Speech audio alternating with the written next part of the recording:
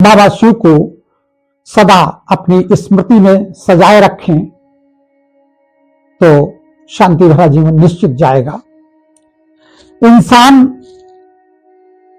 के मदद का एक दायरा होता है, परंतु सर्वशक्तिमान परमात्मा की मदद का कोई दायरा नहीं होता है।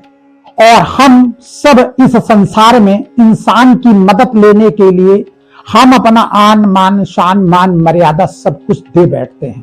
बहुत लोग तो अपने घर की इज्जत भी सौंप देते हैं सिर्फ मदद के मतलब से।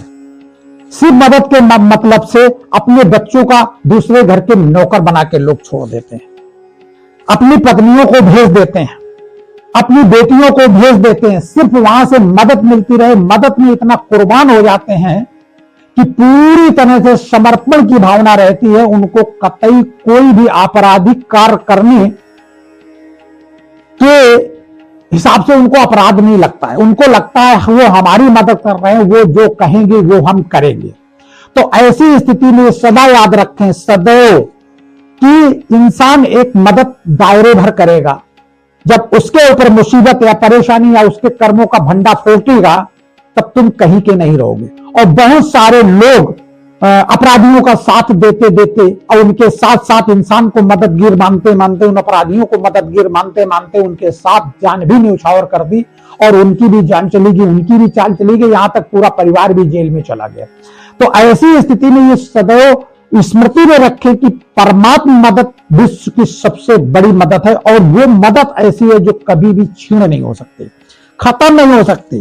और वो मदद कुछ क्षण के सुखदायी नहीं होगी, वो लंबे समय के लिए सुखदायी होगी। परमात्मा मदद पूरे जीवन के लिए सुखदायी होगी, परिवार के लिए सुखदायी होगी, यहां तक कई पीढ़ियों के लिए सुखदायी होगी। अगर इंसान की मदद के चक्कर में अपने आन मान शान मान मर्यादा या उसके कहने से कहीं कुछ आपराधिक कृत्य हो गया तो पूरा घर जेल भी जा सकता, कई पीढ़ी तक नष्ट हो सकती, बर्बाद हो सकती।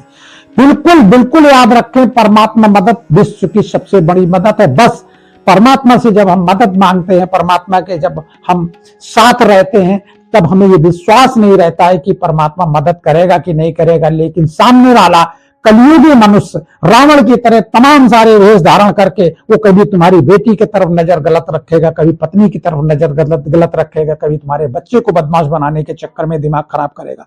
तो वो कभी ना कभी यूज करने के लिए, तुम्हारे लिए मदद करने के लिए सदैव सदैव सदैव न्यौछावर रहेगा। ये बिल्कुल याद रखें, कोई भी मदद, परमात्मा एक ऐसी शक्ति है जो बिल्कुल निस्वार्थ भावना से मदद करती, बाकी तो सब कहीं ना कोई लाभ देखकर मदद करते हैं। कभी भी इंसान की मदद लेने के लिए आप पूरी तरह से कुर्बान मत हो। अगर वास्तविक बहुत लंबे समय तक आनंद सुख शांति आनंद प्राप्त करना है और उसकी आप मदद लेना है तो उसकी मदद इतनी होगी जो तुम्हारी कई पीढ़ी भी उससे तृप्त हो जाएंगी। इसलिए मनुष्य को मदद के रूप में मत स्वीकार करें।